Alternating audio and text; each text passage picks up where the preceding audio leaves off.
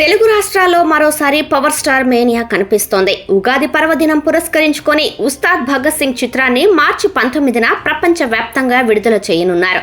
ప్రమోషన్లో భాగంగా Ustaad Bhagat Singh cinema pre release event హైదరాబాద్లో అట్టహాసంగా జరిగింది. ఈ సందర్భంగా పవన్ కళ్యాణ్ మాట్లాడుతూ, సినిమా అంటే నాకు చాలా ఇష్టం. నాకు అన్నం పెట్టింది సినిమా. ప్రజలకు సేవ చేసే గుర్తింపు కూడా సినిమానే ఇచ్చింది. అందుకే నా నిర్మాతలు, దర్శకులు బాగుండాలి.